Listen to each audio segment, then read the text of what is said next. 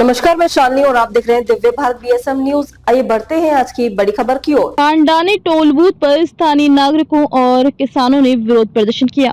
स्थानीय वाहनों को टोल में छूट की मांग, भाव भास्कर भगारे की उपस्थिति में किसानों की बैठक। भिवाड़ी, नासिक, दिनांक 14। दिव्य भारत बीएसएम न्यूज संवाददाता सुरेश सुरेशे। वाणी सापुतारा रोड पर दिंडोरी तालुका के पांडाने में कल शुरू हुए टोल बूथ के खिलाफ स्थानीय किसानों और निवासियों ने विरोध प्रदर्शन किया। संख्या में एकत्र हुए इस टोल बूथ पर आसपास के 25 किसी क्षेत्र के वाहनों को टोल मुक्त करने की प्रमुख मांग की गई थी। किसानों ने जोर देकर कहा कि चांदवड, चांचट गाँव, पीपल गांव, बसवंत टोल स्टेशनों जैसे स्थानीय लोगों के लिए टोल राहत लागू की जानी चाहिए। इस मुद्दे पर चर्चा करने के लिए खाए भास्कर भंगारे के नेतृत्व में बैठक हुई। इस समय पंडाने टोल के सीओ मोहम्मद श्री यादव ने आश्वासन दिया कि स्थानीय निवासियों और इस समय पंडाने टोल के सीओ श्री यादव ने आश्वासन दिया कि स्थानीय निवासियों और किसानों की मांगों पर सकारात्मक विचार किया जाएगा। बैठक में सभापति प्रशांत कड,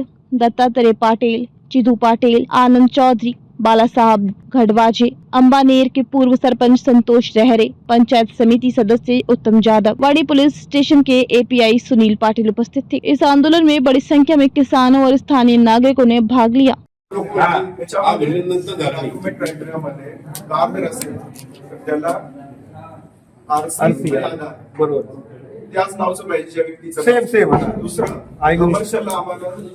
फक्त आरसी कमर्शियल बाकी कमर्शियलला ते आरसी तो नोटरी केली तर नोटरी वगैरे चालत नाही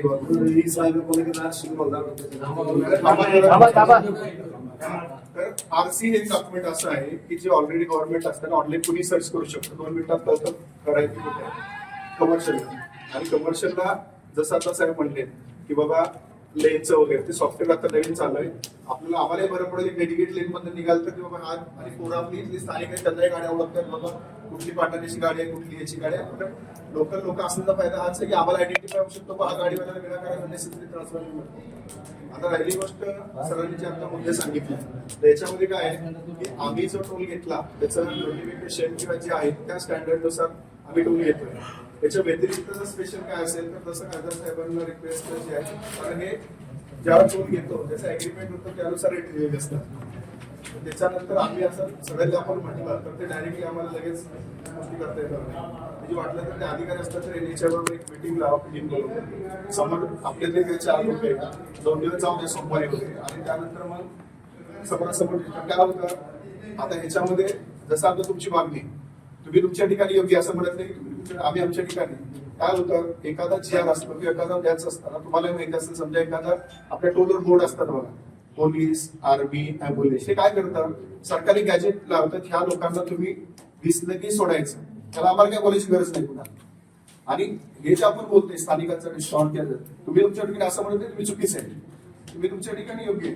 पण काय होतं गव्हर्नमेंट एखादा सर्क्युलर देतो त्याच्यावर मी ऍज अ ऑथॉरिटी नाहीये म्हणजे एनएचआयचा अधिकारी नाही ज्याला सर मी माझा मुद्दा आम्ही लेटरमध्ये आजच्या जर मिटिंगचं काय झालं डिस्कशन आम्ही ऑफिशियल करू त्यानंतर साहेब त्याच्यावर आणि याच्यानंतर एखादी मिटिंग होईल. काय होतं हे डिसिजन मी आता म्हणत एका मिनिटात रिटर्न नाही देऊ शकत तो मला राईट्स नाहीये. म्हणजे तुम्ही तुमच्या ठिकाणी समजलं असेल कारण काय होतं हे नॅशनल हायवेचे सीजीएम असतात चीफ जनरल मॅनेजर हे कुठले टेंडर जो साईन असते कुणी टेंडर ऑथराईज केले कोण राईट्स आहे तर याच्या आम्ही रिटर्न म्हणजे तुमच्या आता मीटिंग मध्ये होते फुटेज जे जे अवेलेबल आहे ते आम्ही आजच्याच कळवू.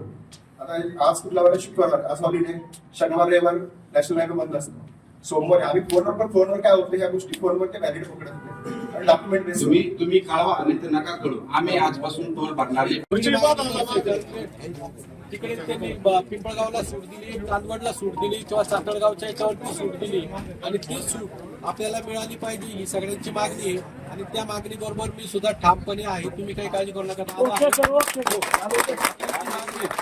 आपल्याकडे मी त्यांना सांगू इच्छितो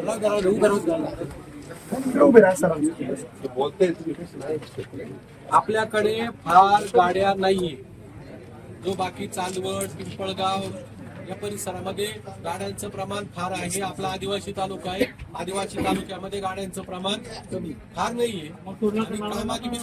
कामानिमित्त माणूस फार काही हिंडत नाही आणि त्यामुळे 25 किलोमीटरच्या आतील जेवढे बी आमच्या तालुक्यातले ग्रामस्थ आहेत, नागरिक आहेत, या मग याची लाईट व्हेकल, मग कार असेल, जीप गाडी असेल, पिकअप असेल, छोटा हत्ती असेल किंवा आमच्या भागातले जे प्रवासी वाहतूक करणारे गाडी पिवळीवाले आहेत, या सगळ्यांना सूट मिळावी ही जी मागणी आहे, तीच मागणी मी त्यांना सांगतोय. आणि त्या मागणी बरोबर आपण सगळे ठामपणे राहू याच्या पलीकडे. आणि मग दुसरा विषय सांगितला की या ठिकाणी काम करणारी जी माणसं आहे, पिंपळगावला लेडीज लावले आहे किंवा चांदवडला लेडीज नाहीये, इकडे चातळगावच्या टोलवरती सुद्धा लेडीज आहे आणि लेडीज त्या भगिनी आमच्याच आहे. परंतु ज्यावेळेस काहीतरी वाद होतात, ते रात्रीच्या वेळेस बऱ्यापैकी वाद होतात आणि मग त्यावेळेस कुठेतरी तो विषय भरकटला जातो, विषय राहतो टोलचा आणि तो कुठेतरी आणि मग शेवटी ते काम आपल्यालाच करावं लागतं.